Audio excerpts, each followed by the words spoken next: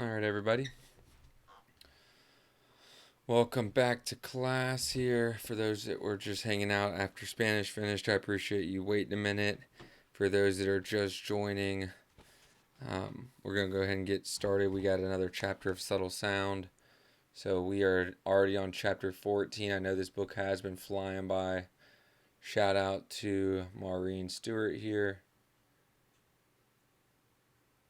She's a very, very hip lady. And yeah, we just kind of review over the notes of this book. Someone has actually taken the time to highlight a bunch of important sections or kind of like key takeaways from each area. And what I try and do here, let me reposition this a little bit better. What I try and do here is allow you all to take a screenshot if you need to, or if you need to pause the book for just a moment just to read each of these pages. I want to let you guys go ahead and have that opportunity to do so. Okay, all that being said, we'll go ahead and get started here. Sessine Mind, Universal Mind, Chapter 14. It is the illusion of having some separate self that keeps us from finding inner peace. It is the illusion of having some separate self that keeps us from finding inner peace.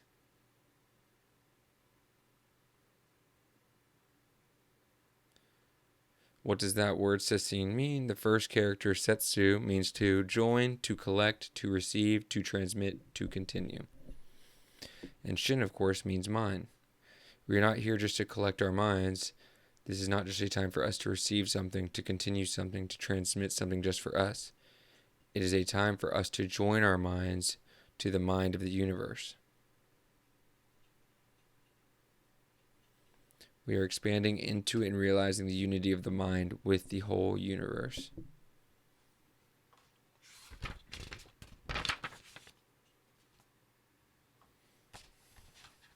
Not much highlighted on this next page.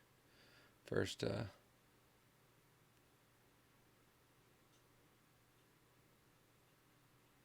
sorry about that. Just want to make sure you can get one more second here.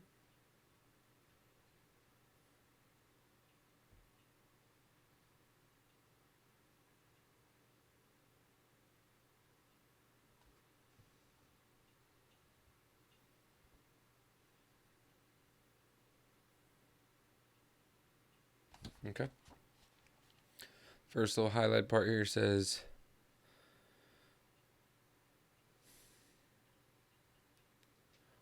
not going to some other place, but finding nirvana in this very place. Having a change of heart, seeing things from a cleared up, fresh perspective. Then it goes on to say, what is the way? The real way is not difficult. Sozan, Jasu, Nansen, Dogen, Rinzai all say the same thing in different words. The real way is not difficult if we avoid choice and attachment, if we do not try to hold on to things or to fix things into some pattern of our own choosing. We are all seeking true peace of mind, but there are no sidetracks, no quick exits, no solutions from the outside. We cannot sit on the cushion and blame our problems on other people or on our society. We have to take full responsibility sitting here.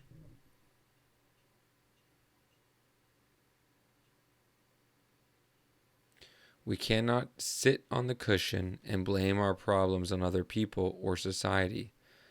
We have to take full responsibility sitting here.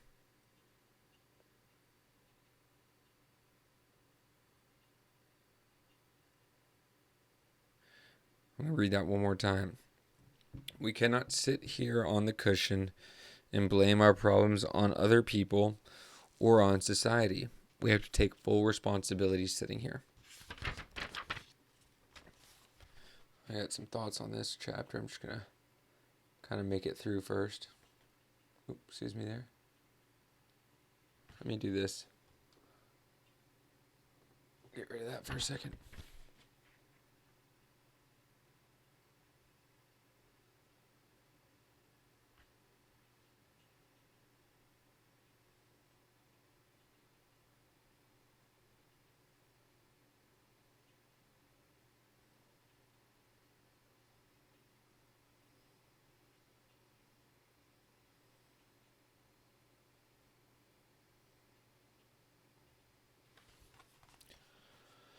Okay. Page 70 says during Sesshin, we are suspended in a place where the only thing to do is to get in touch with the teachings and with ourselves. That's all. Very clearly to get in touch. Every day we chant 3 refuges. I take refuge in Buddha, I take refuge in Dharma, I take refuge in Sangha. There's much talk these days about these support systems. We have a wonderful support system. The Buddha, a human being who practiced faithfully and who came to understand the true nature of the universe and himself, said to all of us, you can do this too. The Dharma is the teaching of our everyday life experience right here. The Sangha is our companionship, our being present for each other, and with our own richness of experience, we come little by little to feel true peace of mind, true contentment of the spirit. Each of us is only one who can think of this as so.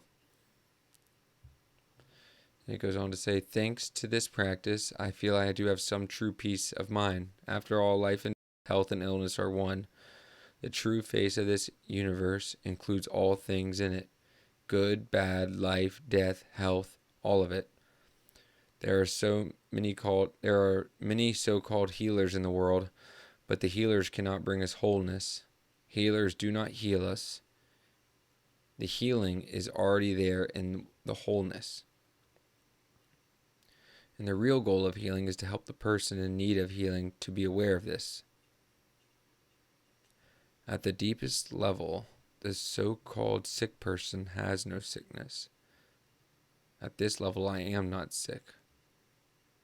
With deep gratitude to the practice, because of Buddha, Dharma, Sangha, because of all of you, because of all of this that we are engaged with in together, because of this indefinable, mysteriously unspeakable, marvelous whatever it is, I really do feel this is no sickness.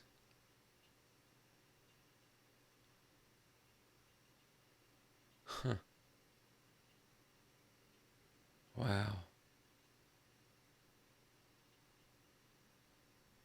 Let me finish this and I'll read this little asterisk. You cannot take my definition, my experience of it as yours, of course. The only reason I tell you of my experience is in the hope that I may encourage you.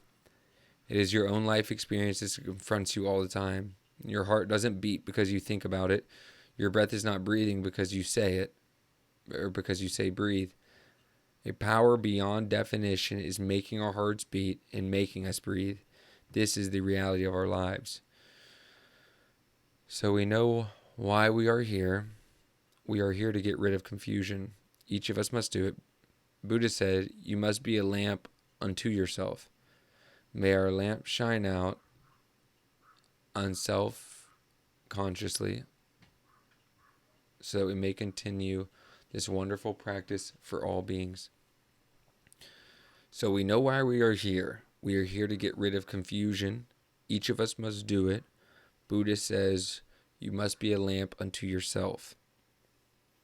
May our lamps shine out unself-consciously so that we may continue this wonderful practice for all beings.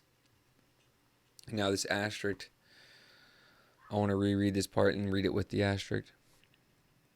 There are so many called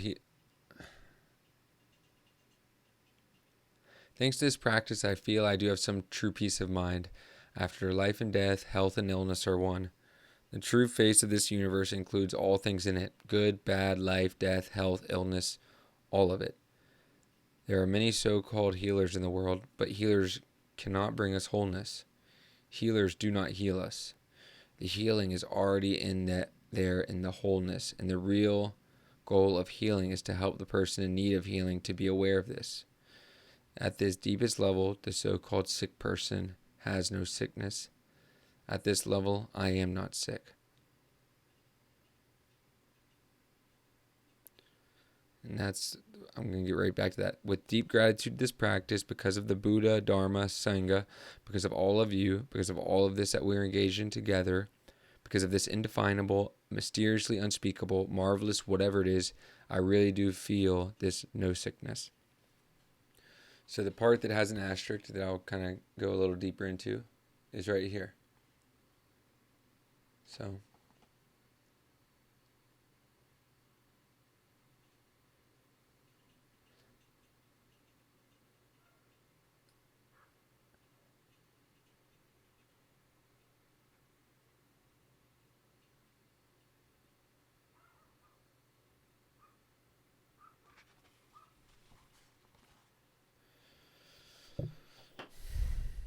So for those that might be just listening and didn't see what I had on screen there for a second, when Maurine Stewart was giving this talk, it was given, first of all, January 23rd, 1989, which is about 34 years ago, almost to the day. 34 years ago.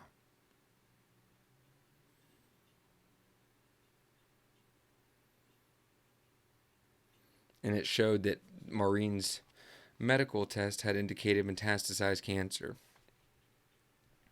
And this talk was given 1 year before her death.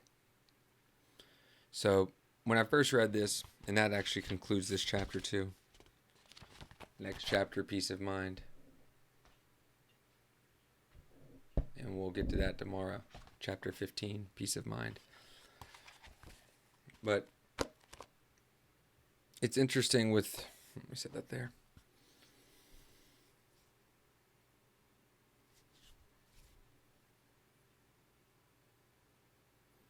Whenever I was reading that at first, I thought to myself, oh, that seems a little insensitive for Maurine to say that there is no illness. Even though I kind of maybe thought of like where she was going with that. But when you find out that at that point she had metastasized cancer, it's like, man, she's living it. Experience is the best teacher. And she was speaking from a place of experience.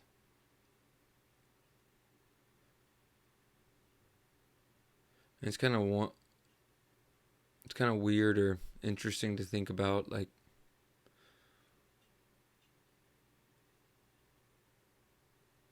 who knows if she knew that 34 years after her passing, that some guy from another part of the country, she's from Cambridge, I'm in Florida right now, Cambridge, Massachusetts, so she's from Boston or from New England, if you want to call it that, from the Northeast. I'm from Northwest Florida, but it's interesting because we've got to be probably over 1,000 miles away, a distance that would be somewhat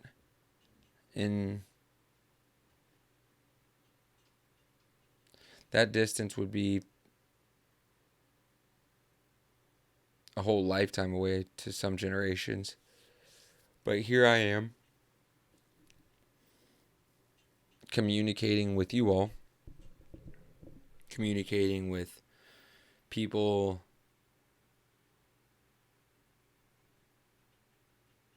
across the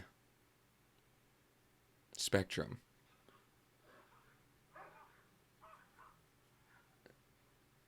And is someone who, sorry, some dogs outside. So, but it's just interesting. I think that Maurine, she wouldn't have expected her work to have lived as long as it has. Maybe she did, but I don't think that she went into it thinking that. And to me, I find it really awesome that I have the ability to not only read her work now, but to share it with you all, to share it with people who will stumble upon this video way down the road in the future, people who might just want a glimpse of what people in our day and age felt like. And personally, it's like I kind of find the internet like this 4-dimensional place where it's like it's like a physical place, but it's timeless. So anything on the internet that was posted towards the beginning of its existence is still there. People can comment and have conversations years after the fact. I've responded to comments on various videos or discussions that were posted years and years ago. And some of these people, I'm sure, have come back and seen that comment that they made years and years ago. Even when you see, like, on this day, maybe on Snapchat or maybe on Facebook, you see on this day 6 years ago, and you're kind of getting to experience something or catching a glimpse of something that you felt or thought that long ago, but you have the ability to continue that conversation. And as far as Maurine goes, I said it at the beginning, say it on almost every video. She was and is and always will be a very, very hip lady. And she knew her stuff. She knew her stuff.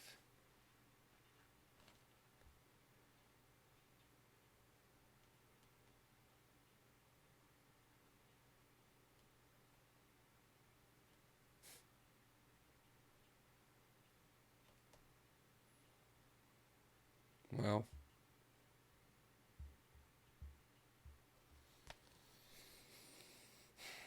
Maurine, wherever you are right now, I just want to say thank you.